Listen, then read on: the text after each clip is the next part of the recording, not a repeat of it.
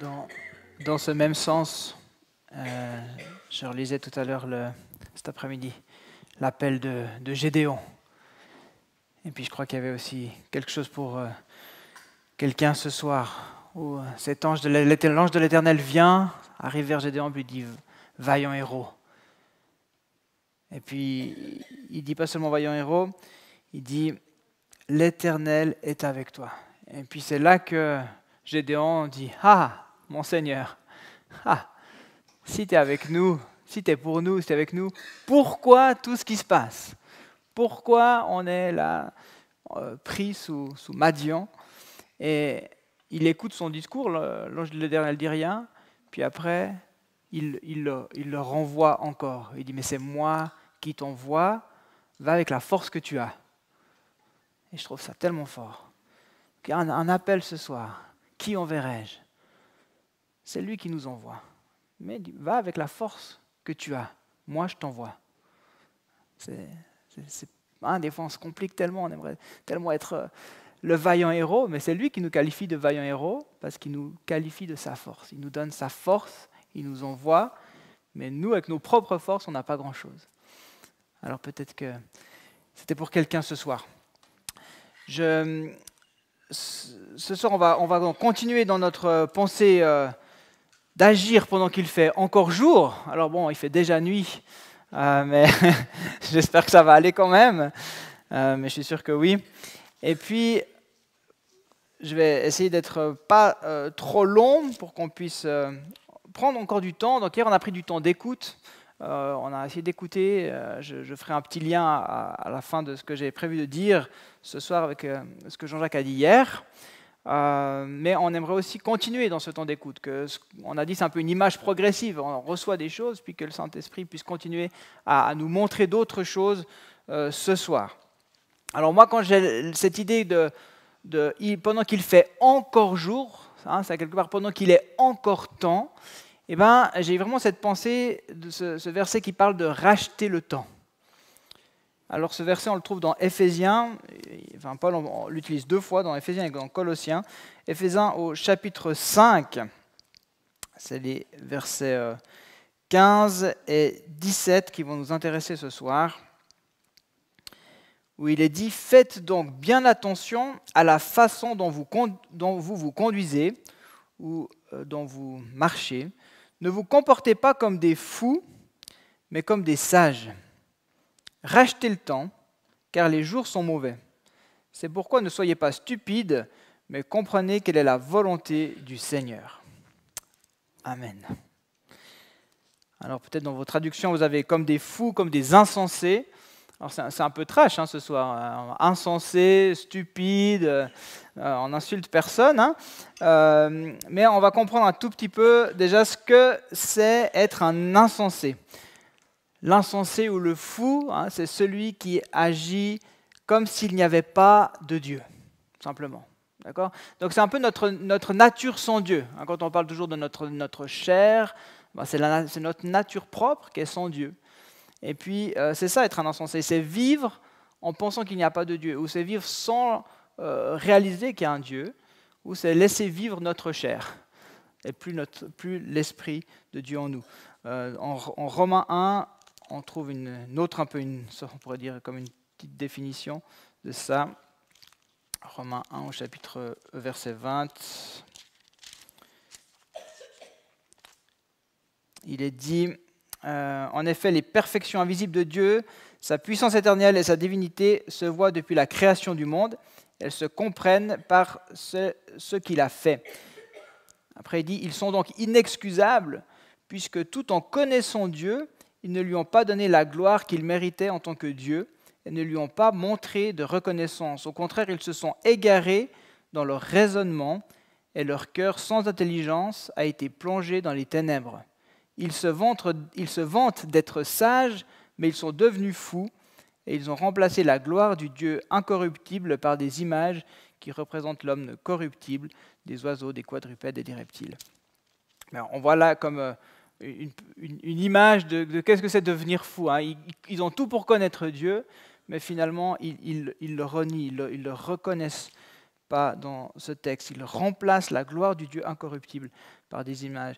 Ils se vantent d'être sages, mais ils sont devenus fous. Donc c'est bien ici ce qu'on a dans ce texte, hein, c'est cette opposition entre la folie, l'insensé et puis la sagesse. Donc si on revient à notre texte, hein, ne vous comportez pas comme des fous, mais comme des sages.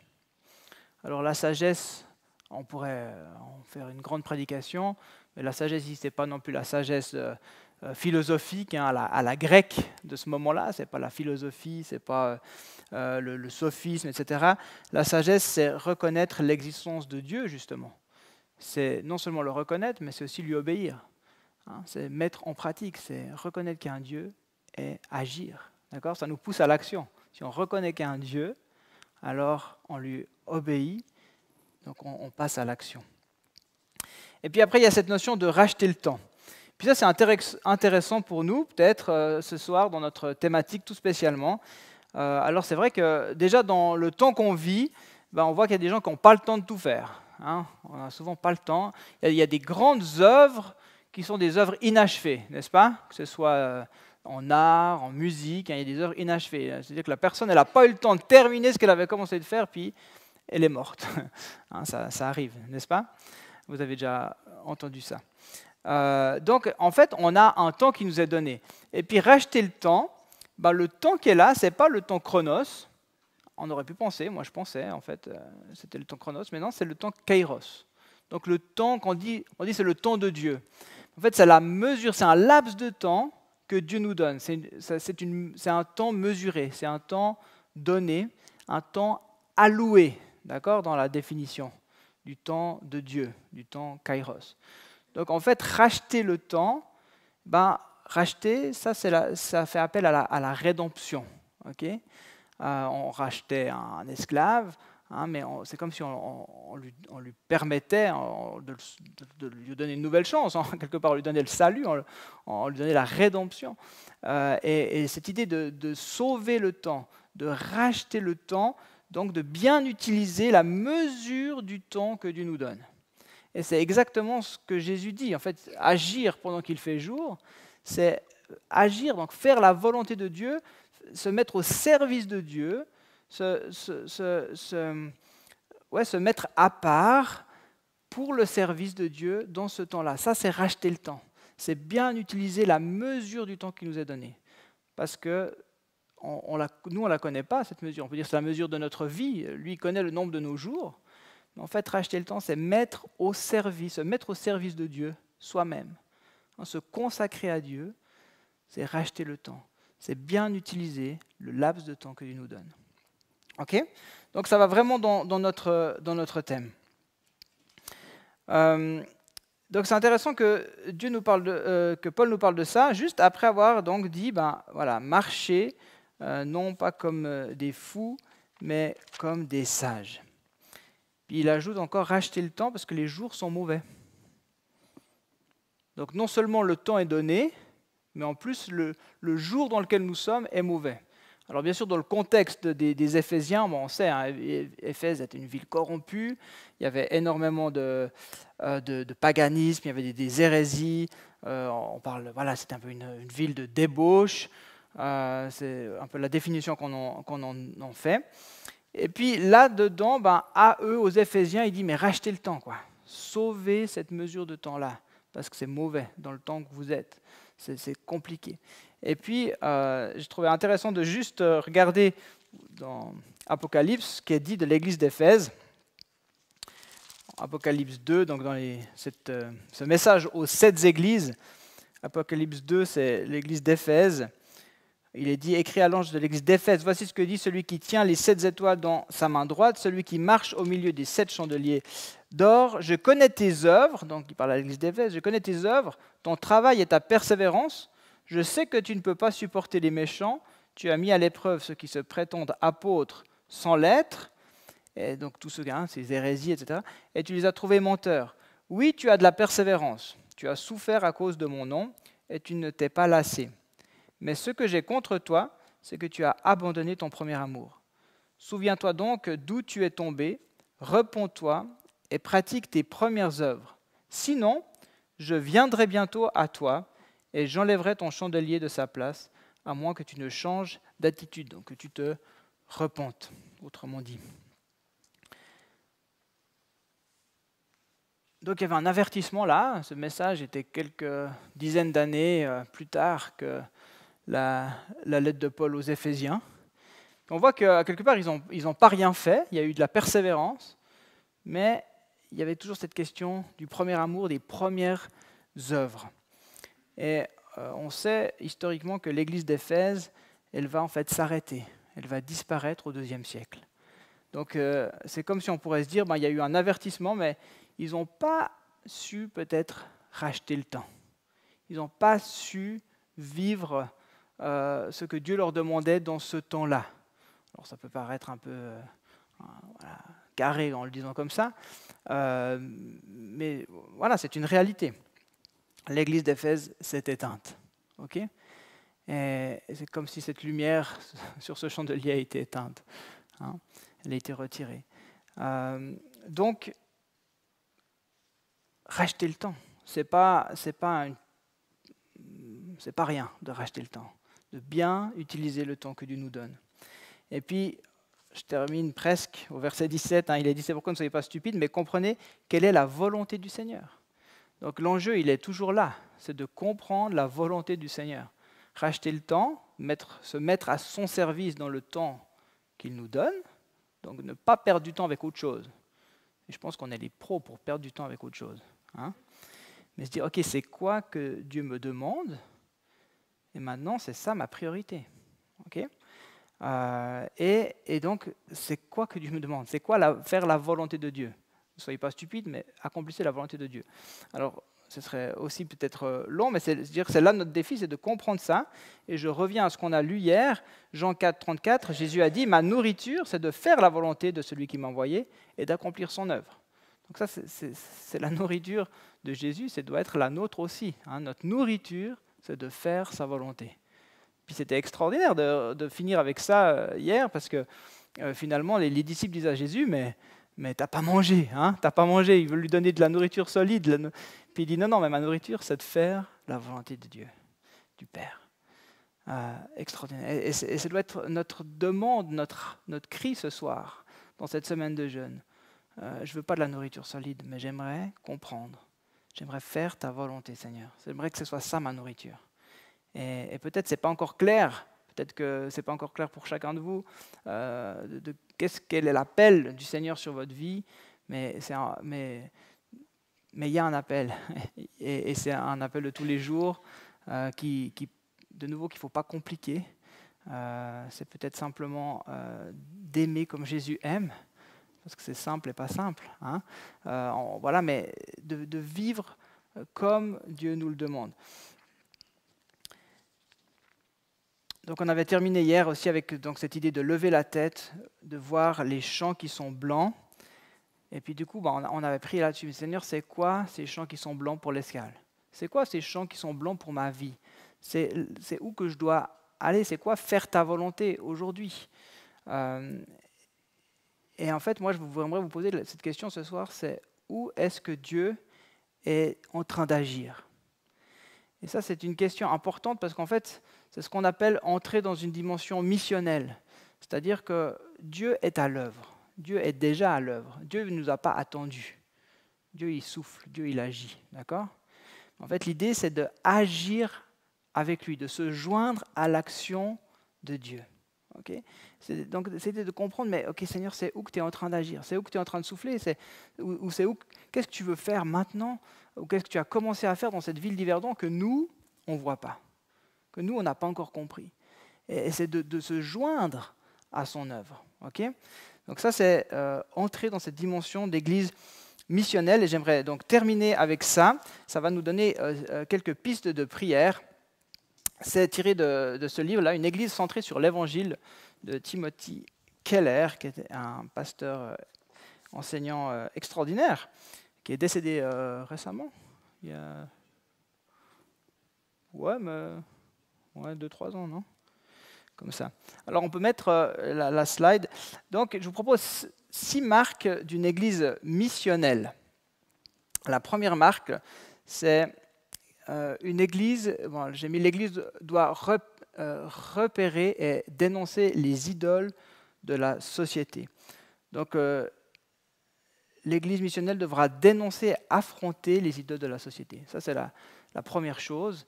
De nouveau, vous allez comprendre un peu que ce n'est pas être en opposition, mais il y a des choses sur lesquelles on ne peut pas rien dire. Et finalement, voilà, une idole, c'est peut-être le matérialisme, le consumérisme, etc., l'injustice dans ce monde. Donc on doit combattre ça, on doit dénoncer ça, on doit être, ça c'est sûr, on doit détruire, faire tomber ces idoles. Et puis ça c'est important. Et on se souvient dans les rois, les bons rois qui ont enlevé les idoles, mais c'est un peu ça que nous devons encore faire.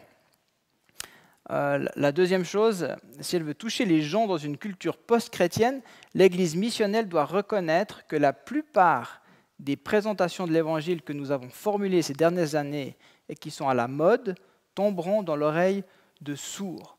Donc en fait, l'Église doit contextualiser avec compétence et communiquer dans la langue du peuple.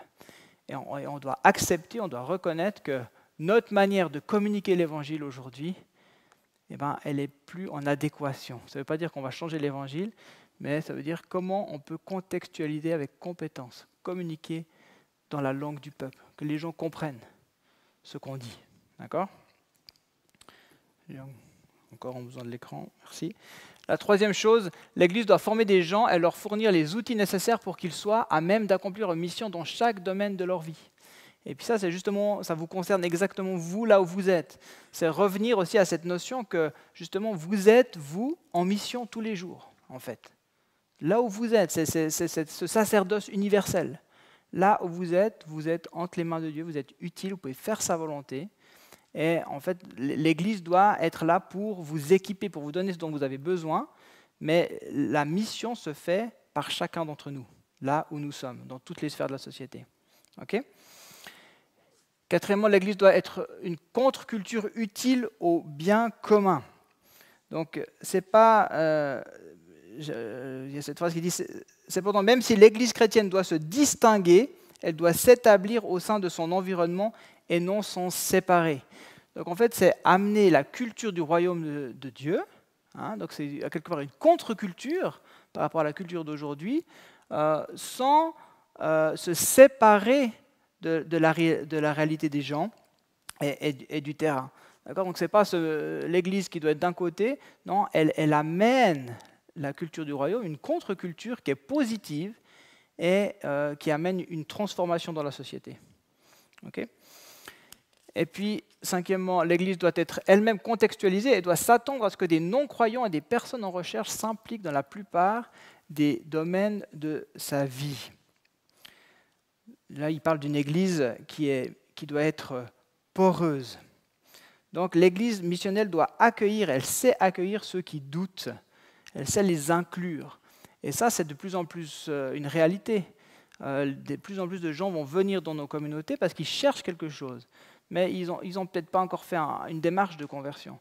Et là, c'est vraiment comment on peut les accueillir. Est-ce qu'on est prêt à accepter de cheminer avec eux, où on veut que les gens qui rentrent soient déjà des gens qui sont tout bien, tout convertis, et puis tout super, voilà, comme Jésus, incroyable. Non, on sait que ce n'est pas le cas, mais voilà, jusqu'où on est prêt à accueillir vraiment. Et puis la dernière chose, c'est que l'Église doit pratiquer l'unité, donc l'unité des chrétiens déjà au niveau local, et puis ça, c'est déjà pas une mince affaire, mais c'est ce qu'on essaie de vivre. Moi, j'y crois beaucoup à l'unité entre les chrétiens. Il y a des choses qui se passent vraiment à Yverdon, on est gâtés pour cela. Il faut quand même le dire. Et puis, moi, j'essaie de dire aux gens, mais enfin, c'est une seule église. Donc, que vous alliez là-bas, ça m'est bien égal. Moi, je ne suis pas là pour que les gens viennent à l'Escale, je suis là pour qu'ils rencontrent Jésus. Donc, il y a une seule église. Donc déjà ça nous permet de vivre des choses ensemble. Bien sûr, on exprime peut-être notre foi différemment, c'est ok, mais c'est ça la richesse de vivre ça. Donc voilà, Yverdon, je trouve qu'on est gâté pour ça, mais il faut le cultiver venez au culte de l'unité le 19 janvier, par exemple. Souvent, on se dit, le culte de l'unité, c'est le truc que justement, un bon dimanche de congé. Mais en même temps, c'est fort que nous puissions nous retrouver ensemble pour louer le Seigneur. Voilà, donc finalement, je m'arrête là. Ça fera vos 6 pistes de prière ce soir, que nous puissions entrer dans cette démarche missionnelle. Donc, je synthétise ou résume. L'Église doit réparer. Donc, quelles sont peut-être ces idoles que vous pouvez identifier dans la prière? Quelles sont ces idoles aujourd'hui dans notre société sur lesquelles on doit se tenir? On doit dire stop, on doit pas se tenir sur l'idole, mais se tenir à la brèche pour que ces idoles tombent. Donc les idoles. Donc comment communiquer le message? Posez-lui la question, Seigneur. Est-ce que il y a peut-être quelqu'un qui est créatif, qui va recevoir quelque chose ce soir, de comment on peut contextualiser le message pour qu'il soit de la langage du peuple. L'Église doit former des gens, donc peut-être c'est une question pour vous déjà. Comment le Seigneur veut m'utiliser là où je suis? Et puis, est-ce que j'ai besoin encore de quoi ai-je besoin? Moi, j'ai l'impression qu'en fait, il y a beaucoup de gens qui sont, comme je dis, ils ont une overdose de messages bibliques. Donc, en fait, il faut juste passer à l'action. Vous savez. Mais ça demande juste de faire ce pas, d'oser. L'Église doit être une contre-culture utile au bien commun. Donc, comment on peut manifester en tant qu'escale, là peut-être, en tant qu'Église, cette contre-culture. Qu'est-ce qu'on peut faire de positif pour Yverdon, pour la société à Yverdon? Comment être... c'est pas juste pour être perçu positivement, mais c'est amener vraiment le royaume, la culture du royaume, et amener la paix aussi dans la ville. Et puis donc, être contextualisé. Donc, est-ce qu'on est prêt? Donc, quel est notre cœur au niveau de l'accueil de l'autre, l'accueil de la différence, celui qui n'est pas encore converti? Aujourd'hui, comment on va l'accueillir dans notre communauté ici, à l'Escale? Et puis, bien sûr, la place de l'unité. OK, ça va? J'espère que c'est clair. On va laisser le slide à l'écran, comme ça vous pouvez vous souvenir. Donc, on fait toujours des petits groupes, c'est vrai. Je pense que c'est quand même plus facile qu'on ait tous la possibilité de parler. Et puis, donc, prenez un temps de prière sur ces points-là, un temps d'écoute. S'il y a quelqu'un qui note, c'est super. Comme ça, après, on peut aussi mieux discerner. Après, on pourra remettre tout ça en ce qui est reçu hier, ce qui est reçu aujourd'hui, et puis discerner quelle est la volonté de Dieu, qu'on puisse racheter le temps. Ok? Le temps est court, les amis. Vraiment, vraiment, le temps est court. Je prie. Père, merci pour ta parole encore qui nous rappelle que nous avons un temps limité et que tu désires qu'on mette bien à profit ce temps. Et Seigneur, c'est notre désir en tant qu'individu, mais autant qu'Église ce soir, en tant qu'escale. Seigneur Jésus, permets-nous de comprendre quelle est ta volonté, de ne pas être des insensés qui vivent leur vie. Il est dit, à la fin des temps, les gens seront comme au temps de Noé. Ils marieront leurs enfants, ils feront la fête, etc. Mais ils ne seront pas conscients que tu reviens. Et Seigneur, on est conscient, ou rends-nous conscients encore ce soir que tu reviens, que les temps sont courts et que tu nous appelles à racheter le temps. On a besoin de comprendre quelle est ta volonté. Alors merci de nous parler ce soir. Merci d'enlever toute pensée contraire, tout esprit contraire. Que chacun puisse être renouvelé dans son esprit par ton Esprit Saint, afin que notre canal d'écoute de ta voix puisse être débouché ce soir. Nous puissions recevoir, que les personnes qui ont peut-être encore jamais reçu une pensée, une image, comme venant de toi, ce soir, ils puissent recevoir quelque chose venant de toi, Jésus. Pour ta gloire. Amen. Amen. Je profite de dire au revoir à ceux qui nous ont suivis en ligne.